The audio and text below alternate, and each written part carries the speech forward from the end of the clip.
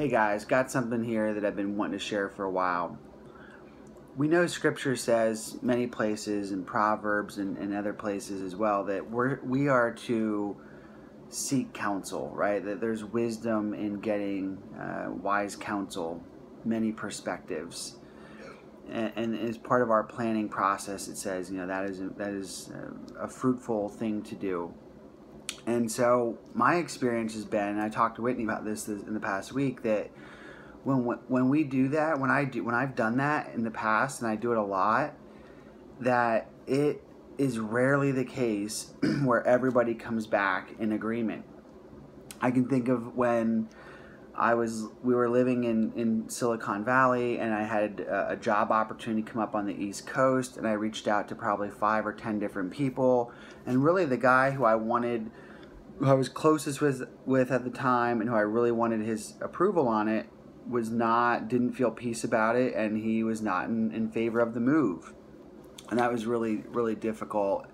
Where I can think of, like, even this most recent buying this franchise, I had a lot of agreement, but there was one person, Whitney, who didn't have peace about it, right? And so over and over and over again, I reach out to people, good godly brothers and sisters that I trust, and it never lines up. Like, it's never everybody in agreement almost. And I've wondered, like, why is it that way?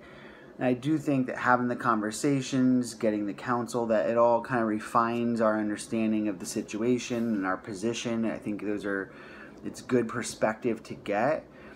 But ultimately, I think that actually, when you become almost frustrated that, like, not everyone can agree, and you hear some good perspectives, but ultimately I always get to a point where I'm like, all right, God, now I just need to hear from you. I need you to make yourself and your will for me, or the next step, clear to me in this situation. And so a lot of times it'll lead me into a more intentional, serious time of prayer, trying to understand where God's moving in all this and what is he saying.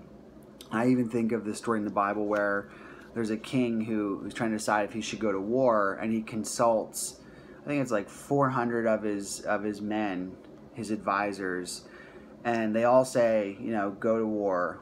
But then there's one voice that comes out and says, don't go to war, and that's the voice that's actually from God. But the king does not listen, and he goes to war, and he's killed. His men are all killed. So, ultimately, we're looking to hear from God. I think, obviously he can speak through our advisors, but he speaks and confirms things in prayer and in his word.